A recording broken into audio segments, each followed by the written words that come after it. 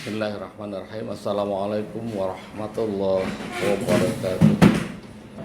Pendengar yang dirahmati Allah, utamanya karyawan-karyawan SPK Muhammadiyah Cepu, kita lanjutkan dengan tausiah pagi, meneruskan hari Senin kemarin pembahasan dari ayat ke-12 dari surah Yasin. A'udzubillahi minasyaitonirrajim. Inna nahnu nuhyil mauta wa naktubu ma qaddamu wa atharahum wa kulla syai'in ahsaynahu fi imamin mubin. Inna nahnu nuhyil mauta, sesungguhnya aku Allah akan menghidupkan kembali orang-orang yang sudah mati. Wa naktubu ma qaddamu, untuk membukakan catatan ketika masih hidup, wa atharahum, dan bekas-bekas amalannya, wa kulla syai'in ahsaynahu fi imamin mubin, dan semuanya tindakan manusia itu tercatat dalam catatan yang rapi di hadapan Allah Subhanahu wa taala di Lauhul Mahfuz. Para pendengar yang dirahmati Allah, pembahasan dari ayat 12 surah Yasin tadi, setengah ahli tafsir ada yang mengartikan bahwa kalimat al-mauta dalam surat Yasin ayat 12 tadi adalah orang-orang yang sudah mati hatinya, orang yang mati hatinya, artinya sulit diberikan nasihat. Jadi artinya adalah Allah Ta'ala berkuasa menghidupkan kembali hati orang-orang yang sudah sulit untuk menerima nasihat, sehingga dia menjadi beriman dan mau untuk beramal soleh karena mendapatkan nasihat. Ini setengah ahli tafsir yang ada yang mengatakan demikian, tapi ada juga mufasir yang menyatakan bahwa yang dimaksud kalimat al-mauta adalah orang-orang yang rohnya sudah pisah dari jasadnya, artinya mati betul, yang nyawanya sudah diambil oleh malaikat Israel. Jadi artinya adalah orang-orang yang sudah mati itu di alam kubur akan dibangkitkan kembali untuk menjawab pertanyaan-pertanyaan kubur yang dilakukan oleh malaikat Munkar dan Nakir.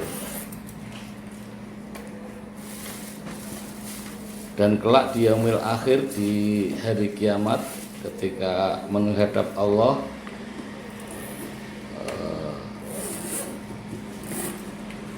di samping jawaban pertanyaan kubur tadi, nanti akan diadili kembali oleh Allah Subhanahu wa taala.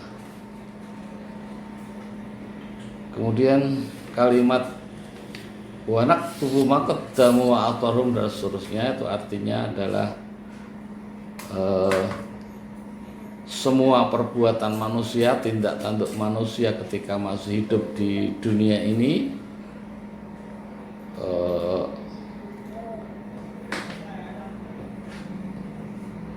dicatat oleh malaikat katibin. Kemudian semua tadi bakal diurus dan ada balasannya, akan dibalas oleh Allah Subhanahu wa taala besok di yaumil akhir ketika kita meminta pengadilan Allah Subhanahu wa taala. Apabila banyak amal solehnya, maka dibalas dengan pahala surga. Sebaliknya apabila lebih dominan kejelekannya, maka akan dibalas dengan neraka. Kemudian kalimah wa asarahum atau bekas-bekasnya. Kalimah wa asarahum ini asal maknanya adalah bekas. Kemudian yang dimaksud bekas di sini adalah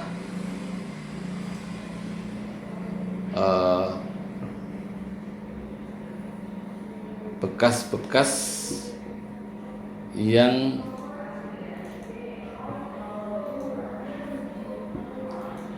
menjadi amalan ketika masih hidupnya.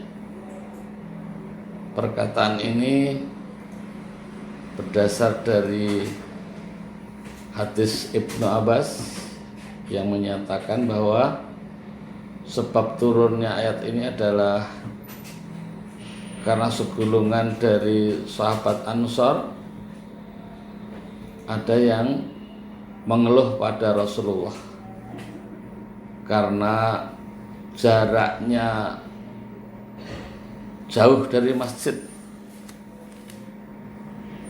Kemudian mereka pada berkeinginan untuk mendirikan bangunan-bangunan di sekitar masjid agar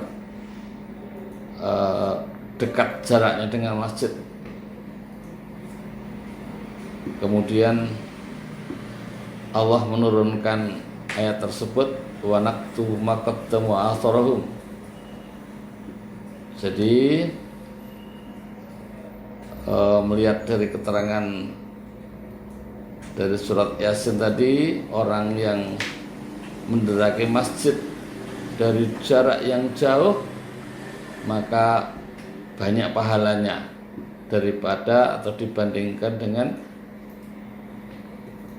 mendatangi masjid dari jarak yang dekat. Sebagaimana hadis Nabi Muhammad SAW yang dengan qaul a'dzamun nas ajrun fis salati wa ba'duhum mamshan ilal masjid.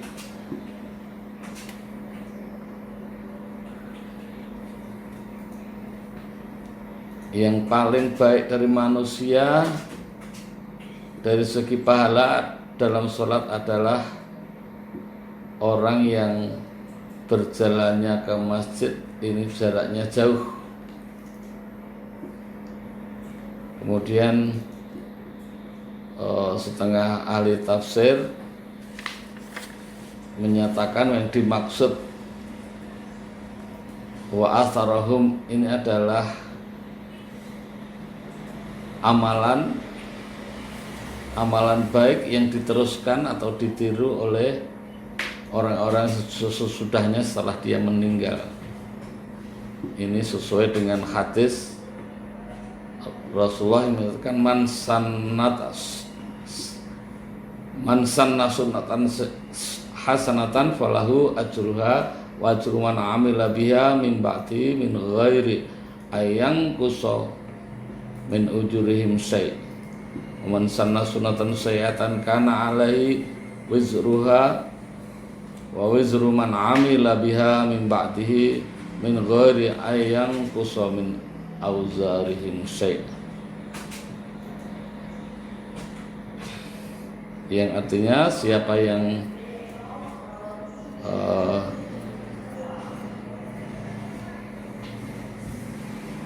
berbuat kebaikan maka dia akan mendapatkan pahala dari tindak dari amalnya itu. Kemudian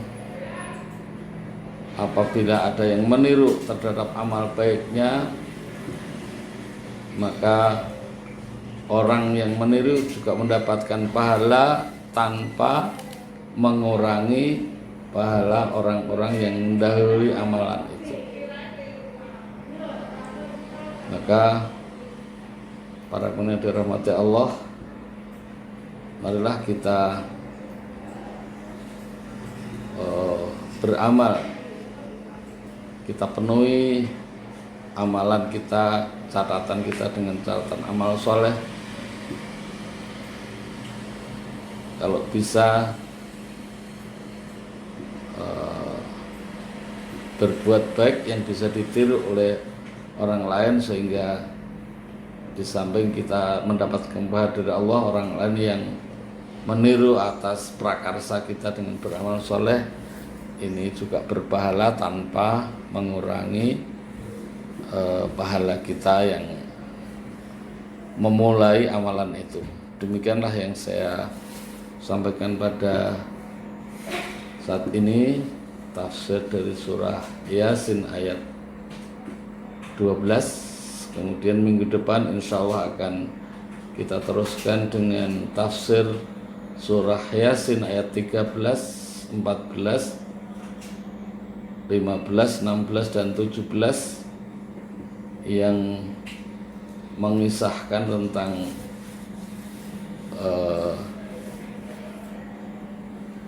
utusan Nabi Isa alaihissalam yang datang ke negeri Intokiyah, kemudian diabekan oleh kaum Intokiyah, kemudian dua orang utusan tadi akhirnya dipenjara. Kemudian Nabi Isa mengutus utusan yang ketiga, fa'azazna bisalisim, maka Nabi Isa mengutus lagi orang yang ketiga untuk berdakwah ke negeri Intokiyah. Tapi ini kita bahas karena kisahnya agak panjang, maka kita sambung Senin berikutnya. Demikian, semoga bermanfaat. Assalamualaikum warahmatullahi wabarakatuh.